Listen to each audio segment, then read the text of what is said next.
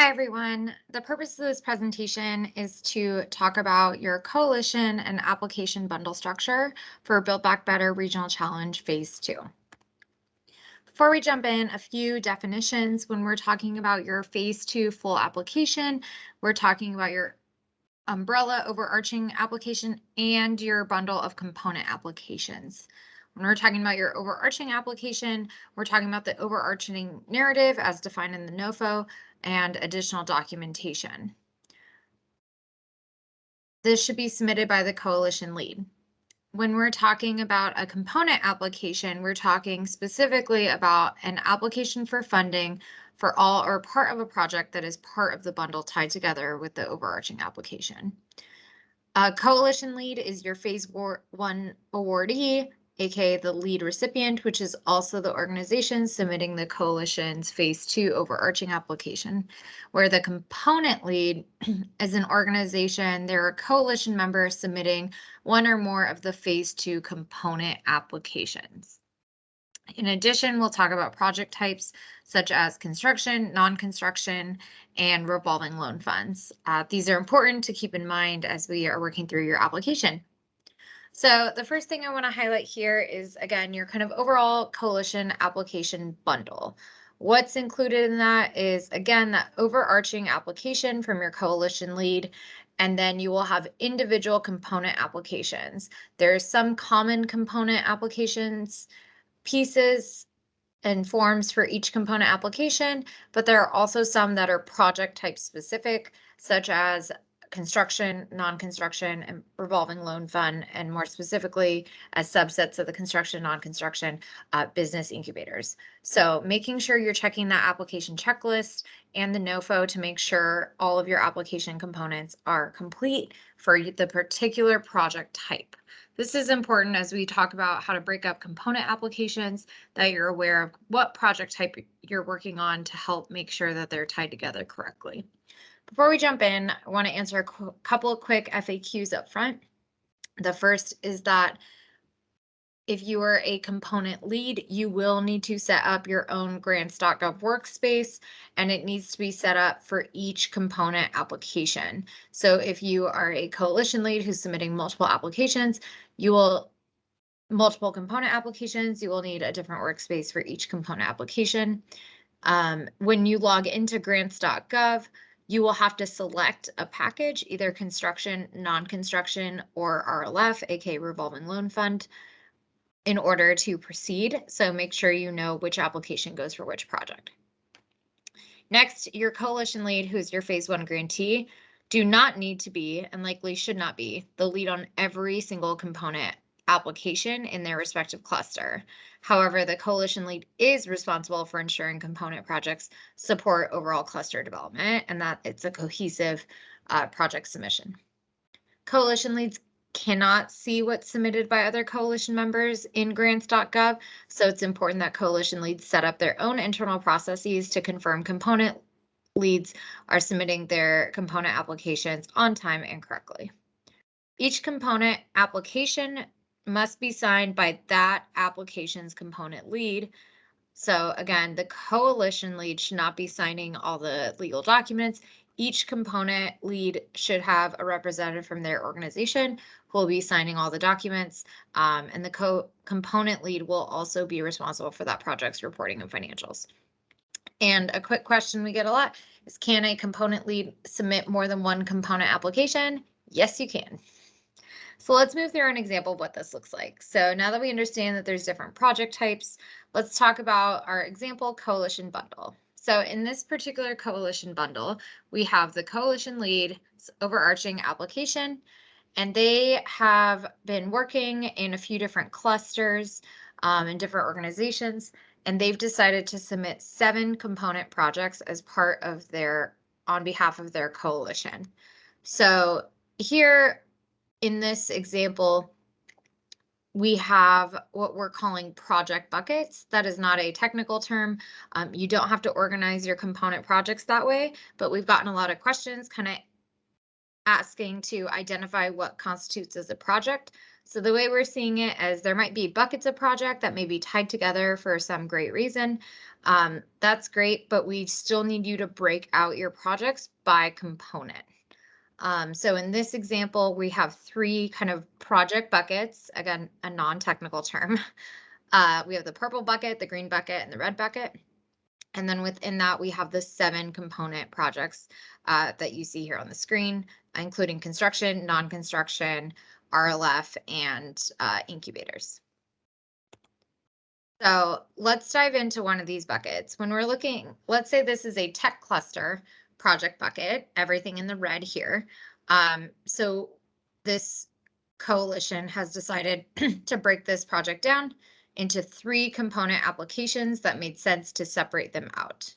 The first one, again, we have the coalition lead, let's call them MuniGov, explains in the overarching narrative how this bucket, everything in the red, ties together to support the tech cluster. That should be included in the overarching application. Next, we have ABC University. They are going to be the component lead on the construction project focused on improving broadband infrastructure. However, they are not going to be the component lead for the other 2 projects. So you do not have to have the same component lead for everything in your project bucket, for everything in that cluster. You can have different component leads. We understand organizations have different capacities, different skill sets. So for this particular example, we have XYZ Nonprofit, who is going to serve as the component lead for the STEM Workforce Development Program and the component lead for the Build a Tech Demonstration Space. For all 3 of these component projects, they will need to submit separate component applications. That means each of these components gets its own narrative, gets its own budget, gets its own SF424, and all the forms that are required for that particular project type. So let's sum it up again. Our coalition lead is going to submit the overarching components. ABC University will submit 1 construction application for the broadband project, and XYZ Nonprofit will submit 2 applications, a tech demonstration space construction application, and separately submit a STEM workforce non-construction project application. So let's dive into that a little bit more. When we're talking about specific component applications, we know that a component lead may not also be able to do everything itself, and they're going to want partners along this journey. So let's dive into a little bit more what the component level breakdown of structure might look like. Again, XYZ Nonprofit will submit 1 component non-construction application for this program on behalf of the partners in this particular component project. So as we dive into the component org structure, I want to remind you to please check all your definitions in our uniform guidance at 2 CFR section 200.331. These are just high-level summaries of a way to think about it. These are not the legal definitions, so please make sure that you're checking the uniform guidance for legal definitions. So of course we have XYZ Nonprofit as our component lead, but now let's talk about a co-applicant. So a co-applicant must be an eligible entity and generally is responsible for a significant portion of the work. They can manage subrecipients or subcontractors. They don't have to. And they may be limited to compliance with EDA's property ownership requirements, so something to watch out for. If you're applying with a co-applicant, we see that as someone who has a very heavy role in this project, is managing part of the project with you, with the component lead, is doing a significant portion of the work, and is somebody who, again, must be an eligible entity.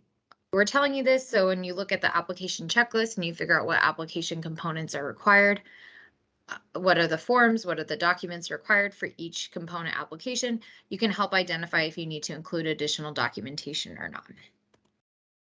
Next, talk about a subrecipient. A subrecipient is a partner on the project who must be an eligible entity and is generally responsible for a portion of the scope of work for non-construction projects. Again, subrecipients can only be on non-construction projects. They cannot be on construction projects. However, the subrecipient, is responsible for a portion of the scope of work, but may not be responsible for as large of a component as the co-applicant. They do not have fiscal oversight over any other subrecipients or subcontractors. So that's a difference from the co-applicant role. A partner. So this is not a technical term. You're not going to really see this in the NOFO as much, but a partner is not defined in regulation, does not need to be be an eligible entity. And more importantly, it's a partner in the project who is not funded by EDA grant dollars and is not directly responsible for the scope of work tasks. So when I'm talking about the term partner in a general sense, we're thinking about all the folks who wrote letters of support, who want to be involved, may have some leverage, but are not necessarily project partners who are going to be funded under this project to be executing a specific scope of work. They are important to the ecosystem. They are important to your project success, but they are not necessarily written into your scope of work to perform a task for EDA funding. And then finally, a contractor does not need to be an eligible entity, and they perform tasks under the guidance of a component lead. And the component lead procures their services following 2 CFR Part 200. This is important. All contractors are subject to procurement. So it's something to really keep in mind as you are thinking through who potential contractors might be. And just a reminder that, the best relationship structure is often fact specific. So use your professional judgment in figuring out who makes the most sense to serve in what kind of role. And always, when in doubt, ask your EDR. So for this component lead, again, they have multiple types of partners on this project. We want to highlight that this whole group right here of project partners who are working under the component lead's direction should all be included in that one application submitted by the component lead. So that means all your subrecipients, contractors, co-applicants' budgets should be included in the component lead's budget. We don't want to see separate budgets. We want to see details so we understand what's going on, but mostly want to make sure that they're all completely in one place. And we want to make sure that this relationship and this story is told in your project narrative so we understand who's doing what. Again, please see official definitions of what these look like at Uniform Guidance 2 CFR section 200.331. So after all of that, we now understand what a component structure might look like. We understand that there's lots of different projects. We understand there's lots of different partners. Wanted to throw together this quick kind of coalition organizational chart to show you how all of these might link together and all the different types of partners and relationships we have to manage, which is a bit confusing. So hopefully this gives you an idea of how to structure your project, how that reports up, so we all understand how it's going to affect it. So in this particular circumstance, we have the kind of project buckets. Maybe they're organized by cluster, maybe they're organized in a different way, where we kind of loop those projects together. That makes sense to support our overall goals. But we have different organizations leading them, and those different organizations may also have different partners under them. There could be some overlap between partners. There could not be some overlap between partners. Let's break that down a little bit more. Just to sum it up, here we are again. We have one coalition lead who is your phase 1 grantee, overseeing those 3 kind of project buckets. And then we have 7 different component projects with 5 component lead organizations, including the coalition lead who's overseeing 2 of the projects. So for all of that, we also have, 2 co-applicants, 8 subrecipients, I think actually with 3 contractors. It's a lot to look at. So it's really important, again, to make sure that this explanation, this is explained well in your overarching application submitted by your coalition lead. And as to sum it up again, for those 7 component projects, we have 4 construction projects. One of those is the incubator, 1 RLF application, and 2 non-construction, including 1 incubator. So that's 7 component applications that will be submitted by 5 different organizations. So how do you submit your application? Well, the overarching application must be submitted via email to buildbackbetter@eda.gov. Please copy your EDR. Again, that is just for the overarching application. Please check our online checklist to understand what goes into that and make sure you read the NOFO. For each component application submitted by your component lead, your coalition lead should have received a unique private link with access to grants.gov. Each component lead will use that private links from your coalition lead to create your workspace and get everything set up in there, and you will submit your materials via grants.gov. Component leads, we will not accept any materials outside of grants.gov, so make sure you're submitting comprehensive packages there. And make sure your component applications are separate. To help us out, we're asking if you can, we'd really appreciate it if you followed a convention for naming your files to help us organize and help you track what's there. We suggest the following format, which is including your coalition lead name, your component project name, and the document that file is submitting. So for example, the City of Gamma one is a phase 1 grantee, so they're your coalition lead. The component project name for this particular component application is called Microgrid Demonstration Space, and the document attachment is the component project narrative. So we have that understood. When we're attaching those to our forms, it will help us track it as well. So we highly recommend using this if possible. A few more FAQs to wrap this up. A question we've gotten is, can a co-applicant or subrecipient be part of more than one component application within the same coalition? Yes, and that can also be true for your component leads can be a subrecipient on another component application. Of course, making sure these organizations have the capacity to perform scopes of work under multiple component leads, component applications is critical. Does each component lead need to set up their own grants.gov account? So glad you asked. Yes, and please, please, please do this immediately to avoid IT challenges down the road. We don't want you to have to submit things at the last minute. Make sure you get this done early and try out everything and make sure your account is set up properly because it can take a couple of weeks to get it set up. Where should I build in overarching coalition support funding? So again, this is referring to the coalition lead who is writing the overarching application. They may want some funding to help oversee and confirm the cluster development. There's no budget as part of that application, so we encourage coalition leads to include any funding they may want for that in the most relevant component project applications. A few more FAQs. Can one component application comprise more than one project? This is really rare. We highly recommend separating out your projects into separate component applications, particularly if they are different project types. But if you think 2 projects should be combined in one application, please consult your EDR. They can help give you great advice on that. Can we combine construction and non-construction activities in a single component application? Again, this is possible, but also very unusual.